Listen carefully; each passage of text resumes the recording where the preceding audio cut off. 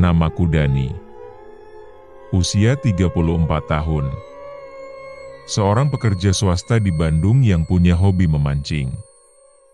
Bagi saya, memancing bukan sekadar menunggu ikan menyambar umpan, tapi juga pelarian, terapi jiwa.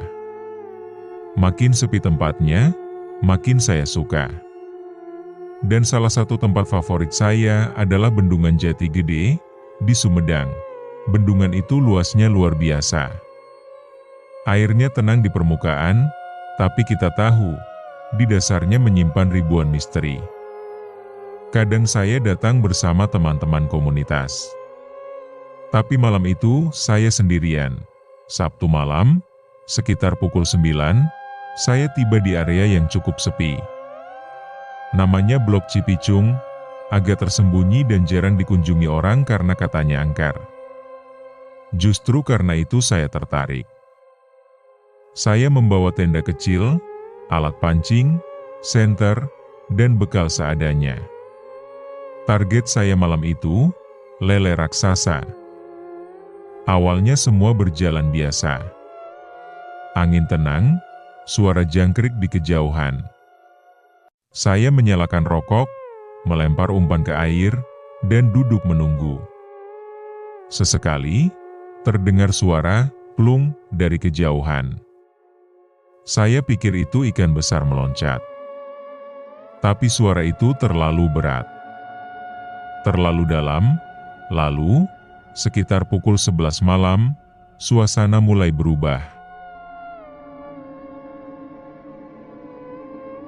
Angin yang tadinya sejuk, berubah dingin menusuk. Saya merapatkan jaket, tapi tetap saja menggigil. Suara jangkrik menghilang. Bahkan kodok pun tak bersuara. Sunyi. Aneh, kemudian saya melihat sesuatu. Di kejauhan, di atas air yang hitam, ada sesuatu bergerak. Seperti kepala, tapi terlalu besar. Terlalu datar. Diam. Mengambang. Saya sorot dengan senter. Tapi cahaya seolah tertolak. Tak bisa menembus ke arahnya. Beberapa menit kemudian, tali pancing saya menegang. Kuat sekali. Joran saya melengkung tajam. Saya berdiri panik, menarik sekuat tenaga. Tapi bukan sensasi menarik ikan biasa. Ini seperti menarik benda mati yang berat, lalu bergerak sendiri. Tiba-tiba sesuatu muncul dari air. Sesuatu yang tak bisa saya lupakan seumur hidup saya. Sebuah kepala ikan, sebesar ember. Warnanya yang kuning keemasan. Tampak bersinar di kegelapan. Dengan mata hitam menonjol, mulut lebar yang memuntahkan busa. Tapi yang paling membuat darah saya membeku adalah wajah manusia di bagian atas kepalanya. Seolah ada muka lelaki tua menyatu dengan tubuh ikan itu. Sirawing. Suara itu menggema di telinga saya, entah dari mana. Saya jatuh terduduk, panik, tak bisa bergerak. Makhluk itu menatap saya, lalu perlahan menyelam kembali. Air berputar membentuk pusaran, lalu tenang kembali. Saya tak tahu berapa lama saya duduk membeku. Tapi ketika sadar, saya sudah berada di dalam tenda. Tangan dan kaki saya kotor berlumpur. Jam menunjukkan pukul 3 dini hari. Tapi anehnya, semua alat pancing saya lenyap. Bekal saya pun habis. Seolah saya telah hilang selama beberapa jam.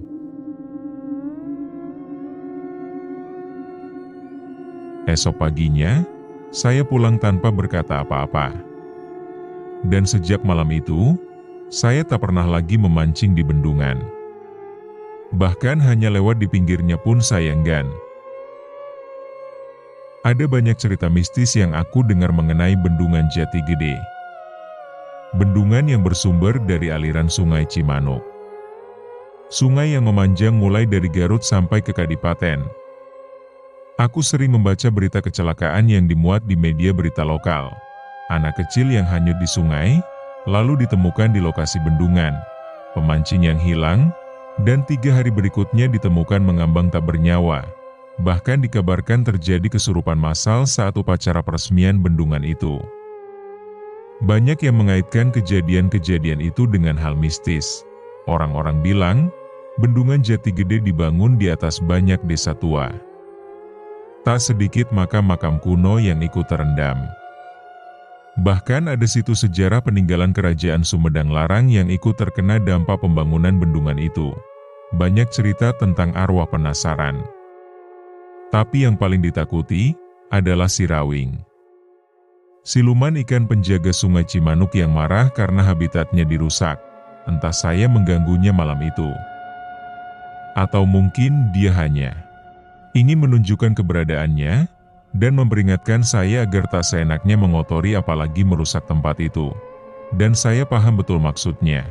Sejak saat itu saya jadi takut dan berniat untuk tak kembali ke sana.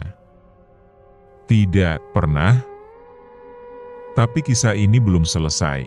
Beberapa bulan setelah kejadian itu, saya mulai mengalami mimpi yang aneh. Dalam mimpi, saya selalu berdiri di tepi bendungan. Kabut menutupi air, dan di tengahnya, selalu muncul bayangan hitam memanjang. Tak berbentuk jelas. Tapi saya tahu, itu si Rawing. Yang lebih aneh lagi, saya sering terbangun dengan pakaian basah, bau lumpur, dan tangan saya lecet seperti habis menarik tali. Saya pikir saya kerasukan. Saya mendatangi seorang teman lama, Adi, yang kini menjadi guru ngaji di daerah Majalengka. Ia mengenal beberapa orang pintar. Adi mendengar cerita saya dengan serius, lalu berkata, "Kamu belum selesai urusannya, dan makhluk itu belum sepenuhnya pergi, kamu sudah lihat dia. Itu berarti kamu sekarang terikat. Ada yang harus kamu kembalikan." "Apa maksudnya?" tanyaku bingung. "Kamu ingat alat pancing kamu hilang? Bekal kamu juga? Ada sesuatu yang kamu tinggalkan malam itu, dan dia mengambilnya bukan cuma untuk dimakan, tapi untuk menyambut kamu kembali." Saya menggigil. "Kembali? Maksudmu ke bendungan?" Adi menatapku dalam. "Ya. Kamu harus datang lagi. Tapi tidak untuk memancing. Untuk mengembalikan yang bukan milikmu." Saya bingung. Tapi perlahan saya mengingat, malam itu, sebelum pingsan, saya sempat melempar senter saya ke arah makhluk itu. Senter itu menyala biru. Bukan warna lampunya. Tapi seolah makhluk itu menyerap cahayanya. Adi menyuruh saya kembali ke bendungan bersama seseorang yang bisa memandu ritual pelepasan. Dan ia mengenalkan saya kepada Mang Surya, seorang pria tua dari desa Ciranggem yang dikenal sebagai penjaga sungai. Kata orang, dia pernah berhadapan dengan Rawing. Malam penentuan tiba. Saya dan Mang Surya pergi ke bendungan. Di tempat yang sama. Blok Cipicung, langit gelap. Angin berat. Suasana seperti malam itu. Tapi kali ini, saya tidak memancing. Saya membawa sesajen, tanah dari rumah saya, dan seutas tali dari joran yang dulu hilang. Entah kenapa, tiba-tiba muncul kembali di gudang rumah saya seminggu sebelum malam ini. Mang Surya menabur bunga di tepi air. Lalu dia menaburkan garam dan abu. Ia duduk bersila, berdoa dalam bahasa Sunda kuno. Lalu berkata pelan, "Rawing, iya ku kaula dipulangkan. Anjenan teboga hak pikeun mawa manusa deui." Tiba-tiba, air di depan kami membentuk pusaran. Angin berhenti. Suara air melengking. Dan dari dasar bendungan, bayangan hitam perlahan muncul. Kali ini lebih besar. Lebih jelas. Saya melihat tubuh yang bersisik besar bercahaya, panjang seperti ular, tapi dengan sirip dan tangan kecil di sisi kiri kanannya. Makhluk itu menatap saya. Kumaha maneh geus nyaho. Itu suara yang tak keluar dari mulut, tapi menggema di kepala saya. Saya menunduk, menyodorkan tanah, sesajen, dan tali. Apunten, abdi henteu terang anjeun nu ngajaga. Makhluk itu menggeram, lalu menyelam kembali.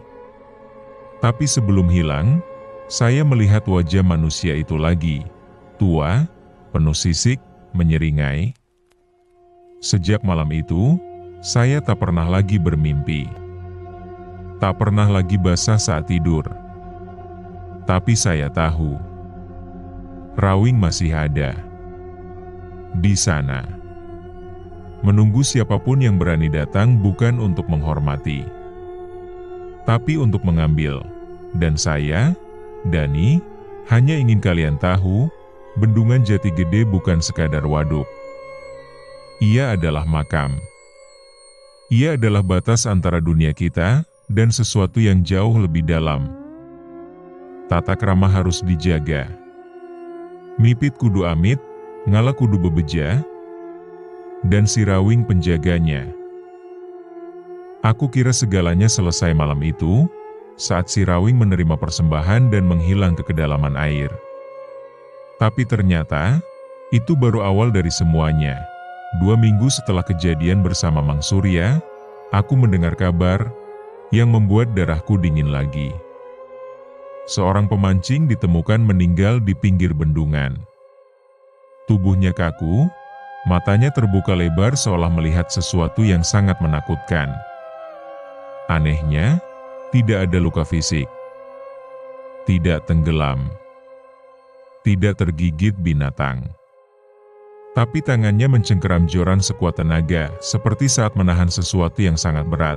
Dan yang lebih mengerikan, orang itu adalah Bagas, temanku satu komunitas pemancing yang dulu sempat kuajak ke Jati Gede, tapi dia menolak karena katanya masih siang, gak seru. Waktu aku datang ke rumah duka, aku memperhatikan satu hal yang membuat tengkuku meremang. Mata Bagas membiru, pucat, sama persis seperti mata si Rawing. Sejak itu, aku mulai menyelidiki. Aku bolak-balik ke Sumedang, bukan untuk memancing, tapi untuk bertanya ke para nelayan, ke warga tua yang tinggal dekat bendungan, hingga ke petugas BBWS yang menjaga pos air. Cerita-cerita mulai mengalir, semuanya mengarah ke satu hal, si Rawing bukan cuma legenda. Ia adalah entitas yang dibangkitkan, kata seorang tokoh adat yang kukenal dari Dusun Sukarasa. Dulu, saat pembangunan Bendungan Jati Gede mulai digarap, beberapa makam kuno harus dipindahkan. Tapi ada satu tempat yang tidak pernah disentuh siapapun. Warga setempat menyebutnya Situ Domas, genangan air kecil yang dianggap angker karena dihuni makhluk penjaga Sungai Cimanuk. Menurut mereka, setiap sungai besar punya pangangonan, tempat makhluk-makhluk gaib menetap. Situ Domas adalah pangangonan terakhir. Ketika area itu ikut tergenang air bendungan, seluruh isi sungai, dari hulu ke hilir, berpusat di sana. Termasuk Rawing. Dulu, ia hanya roh penjaga. Tapi karena banyak yang datang membawa hawa buruk, mencari ikan, berburu mistis, bahkan ritual pesugihan, ia berubah. Bukan sekadar penjaga, tapi siluman yang haus balas dendam. Cerita tentang orang hilang di Jati Gede makin sering muncul di media lokal. Tapi selalu ditutup rapi. Katanya tenggelam. Tapi tak ada mayat. Hanya ditemukan joran patah, sandal mengambang, dan lumpur berlendir. Aku mencoba menjauh dari semua ini, tapi sulit. Mimpi-mimpi itu kembali, dan lebih parah. Kali ini bukan aku yang berada di tepi bendungan, tapi aku melihat diriku sendiri dari atas. Seperti ada yang mengamatiku dari balik air. Lalu suatu malam, pintu rumahku diketuk, bukan jam normal. Jam 2 dini hari, aku buka pintu perlahan. Dan tak ada siapa-siapa. Tapi di teras, ada sesuatu. Satu ekor ikan kecil, sejenis patin, dalam kondisi hidup. Dan di dalam mulutnya tertancap kail. Kail yang dulu kugunakan malam pertama di bendungan, aku langsung membakar ikan itu dan membuang abu serta kailnya ke sungai kecil belakang rumah. Tapi perasaanku makin tak tenang. Keesokan paginya, rumahku bau amis. Padahal semua air sudah kering, dan di cermin kamar mandi, ada tulisan yang muncul dari embun. Kamu belum mengembalikan semuanya. Aku benar-benar ketakutan. Tapi aku tahu, aku tak bisa kabur selamanya. Aku harus menyelam. Harus tahu apa yang sesungguhnya tertinggal di bawah sana. Dengan bantuan seorang palika. Penyelam lokal yang biasa mengambil barang-barang hilang di sekitar Jati Gede, aku kembali ke Blok Cipicung. Kali ini siang hari. Kami menyelam dengan perlengkapan penuh, menyusuri dasar bendungan. Sekitar 15 meter di bawah permukaan, air mulai keruh. Tak ada ikan. Tak ada tumbuhan air. Hanya lumpur. Tapi di satu titik, kami menemukan tulang jari manusia, menyembul dari lumpur, dan di sekitarnya 3 joran patah, kail-kail tua, bahkan jam tangan yang masih menyala. Penyelam itu panik. Ia memberi isyarat untuk naik. Tapi saat kami hampir sampai ke permukaan, aku sempat menoleh ke bawah. Sesuatu melihatku dari kegelapan, mata hitam. Wajah putih. Mulut lebar seperti robek ke samping. Aku tak tahu bagaimana aku bisa kembali naik. Tapi ketika kami sampai ke atas, penyelam itu langsung muntah darah. Dan esoknya, ia koma. Sampai sekarang, setelah itu aku tahu, ini bukan tentang satu peristiwa. Ini kutukan air. Dan selama seseorang pernah melihat wajah si Rawing, maka mereka terikat. Aku kini tak bisa tidur nyenyak. Aku pindah rumah. Ganti nomor HP. Hapus akun media sosial. Tapi tetap saja, setiap malam, tepat jam 2, ada suara di luar rumah. Plung, seperti sesuatu jatuh ke air. Padahal aku tinggal di perumahan, jauh dari sungai. Mereka bilang, air bisa menyimpan memori. Tapi di kasus ini, air menyimpan jiwa. Dan kalau kau pernah berdiri di pinggir bendungan Jati Gede malam hari, jangan pernah menatap ke dalam air terlalu lama. Karena mungkin, Rawing sedang menatapmu balik. Aku tahu aku harus mengakhiri ini semua. Entah bagaimana caranya. Aku mulai mencari jalur lain, melacak legenda, bukan hanya dari Sumedang, tapi dari seluruh aliran Sungai Cimanuk, sampai ke Garut yang merupakan hulu Sungai Cimanuk. Di satu desa kecil dekat pertemuan antara Sungai Cimanuk dan Sungai Cipelang, aku bertemu dengan seorang wanita tua bernama Makrasa. Ia nyaris tak pernah keluar rumah, tapi terkenal sebagai Panitencai, penjaga air keturunan dari masa kerajaan. Ketika aku menyebut nama Rawing, wajahnya langsung berubah pucat. Ia menarik napas pelan, lalu berkata, "Kau seharusnya tidak menyebut namanya jika belum siap mengusirnya. Tapi jika kau sudah melihat wajahnya, berarti waktumu tak lama. Kau hanya punya satu jalan, kembalikan ia ke tempat asal." Tempat asal. Bukan bendungan. Bukan dasar sungai. Rawing bukan dari sini. Ia dari bawah, lebih dalam dari air. Ia tinggal di Batarangarata, dunia yang tertutup, tempat arwah penunggu sungai berkumpul sebelum dijadikan penjaga. Tapi saat Jati Gede dibangun, tempat itu terbuka. Dan Rawing lepas. Menurut Makrasa, Rawing dulu manusia.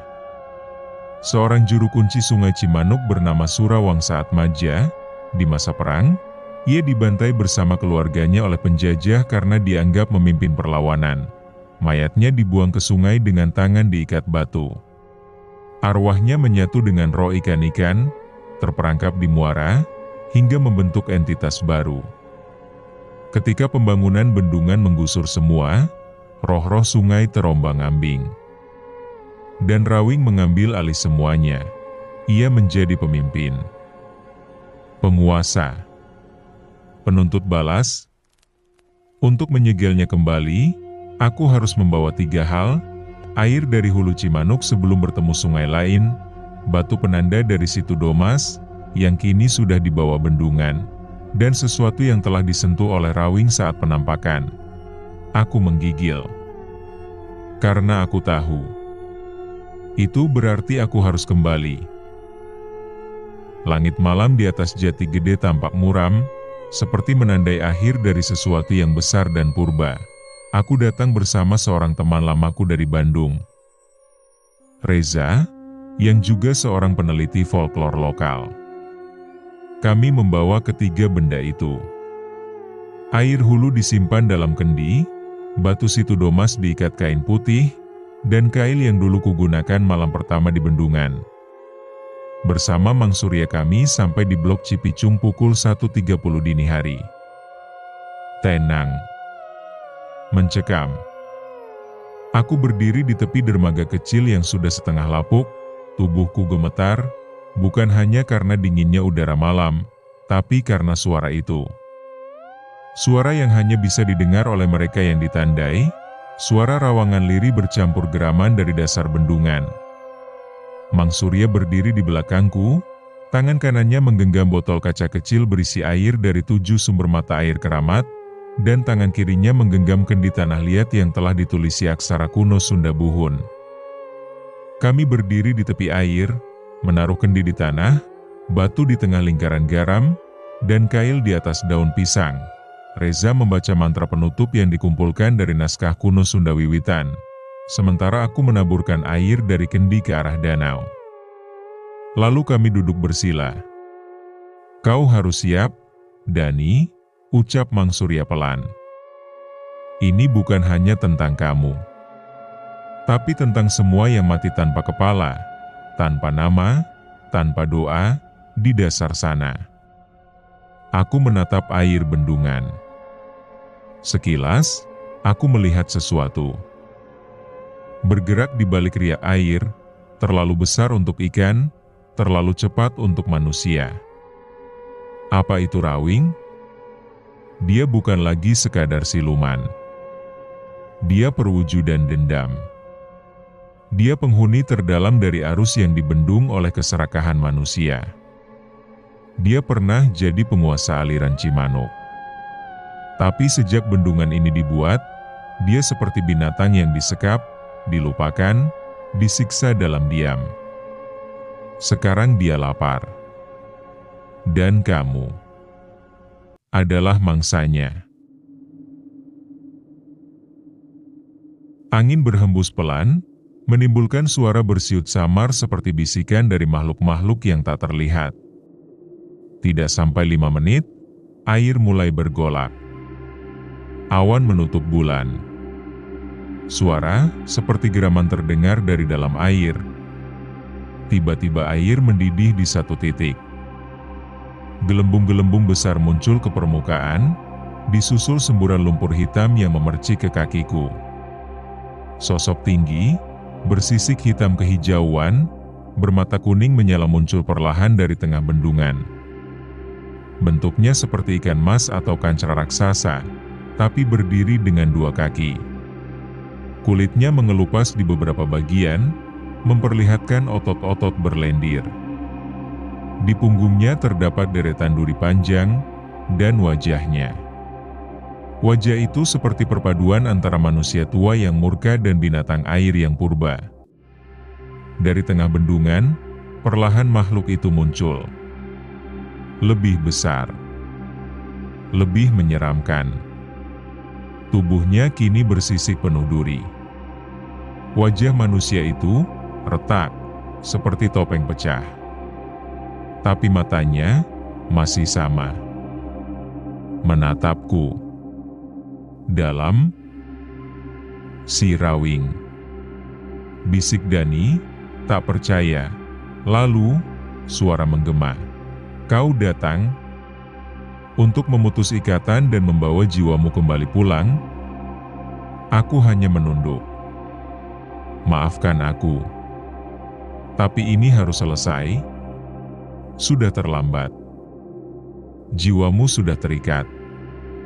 Kau akan jadi bagian dari kami. Kau milikku sekarang. Angin berputar. Reza tersentak. Darah keluar dari hidungnya. Kendi bergetar. Batu situ domas bergeser. Aku panik, tapi segera mengambil kail. Kujatuhkan kail itu ke air, lalu berseru. Atas nama tanah yang telah kau jaga, dan sungai yang kau lindungi, aku kembalikan ini padamu. Sebagai pemutus ikatan. Rawing. Pulanglah. Jangan cari tubuh lagi. Makhluk itu menjerit. Air mendidih. Bau amis menyengat menusuk paru-paruku. Reza pingsan. Aku nyaris terseret angin, tapi tetap bertahan. Kemudian satu hal terakhir terjadi. Si Rawing mengangkat tangan berselaputnya, dan seketika, angin kencang berputar di sekitar bendungan. Aku terlempar, jatuh ke air. Mang Surya melempar kendi tanah ke arah makhluk itu. Kendi pecah di udara dan semburan cahaya kehijauan menyala, menyilaukan. Si Rawing menggeram, mundur beberapa langkah, tapi tidak menghilang. Dia terluka. Tapi belum kalah, aku berenang ke tepian, kakiku terasa ditarik sesuatu dari bawah. Tangan-tangan pucat, seperti milik orang-orang yang tenggelam, menjulur dari air. Meraih, mencengkeram. Jangan lawan. Biarkan aku yang buka gerbangnya. Teriak Mang Surya. Dari dalam air, muncul bayangan lain. Seperti puluhan wajah. Wajah manusia. Lelaki, wanita, anak-anak. Semua melayang di air, lalu menyatu ke tubuh Rawing. Mang Surya berdiri di atas batu besar, membacakan mantra dengan suara lantang, bahasanya kuno, tidak bisa dimengerti. Tapi aku tahu, suara itu membuat air bergemuruh, langit bergetar, dan mata si Rawing menyipit, takut. Air di tengah bendungan terbuka, seperti dibelah oleh kekuatan tak kasat mata. Di dasar air, terlihat sesosok bangunan tua, seperti gerbang kuil yang terkubur air. Dari dalamnya, suara ratapan mengalun, si Rawing meraung dan melompat ke arah Mang Surya. Namun Mang Surya sudah selesai dengan mantranya. Ia mengangkat kedua tangannya tinggi-tinggi, dan cahaya putih menyambar dari langit, membakar tubuh siluman itu.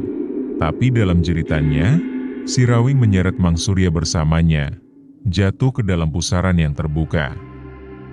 Aku hanya bisa menatap saat air kembali menelan semuanya. Jeritan makhluk itu masih terdengar. Disusul suara tawa keras memanjang. Bergema. Bergemuruh. Seakan memenuhi sekitar tempat itu. Lalu menghilang. Air tenang. Bau amis hilang. Bulan muncul kembali. Sunyi.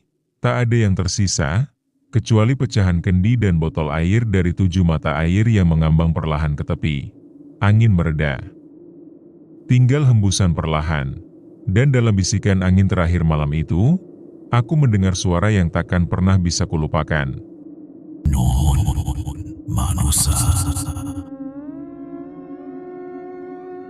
Hari-hari setelah kejadian itu, Dani jarang bicara. Tapi ia tetap sering datang ke bendungan, duduk diam, menatap air. Kadang, saat kabut turun tebal, ia mendengar suara itu lagi. Bukan suara siluman, tapi suara Mang Surya mengucapkan mantra, seperti menjaga sesuatu agar tetap terkubur. Dan aku tahu, meski Rawing sudah terkubur kembali, selama arus sungai tetap dibendung, dendam itu tidak akan pernah benar-benar padam. Sudah 3 bulan sejak kejadian itu. Tidak ada lagi kasus orang hilang. Tidak ada penampakan. Bendungan jadi lebih tenang. Bahkan nelayan berani memancing lebih dekat dari biasanya. Tapi aku tahu, Rawing belum mati. Ia hanya tertidur. Dan jika air kembali marah, jika manusia kembali rakus, jika sungai kembali dipaksa tunduk, ia akan bangun lagi. Dan mungkin kali ini, tak akan ada lagi yang bisa menghentikannya.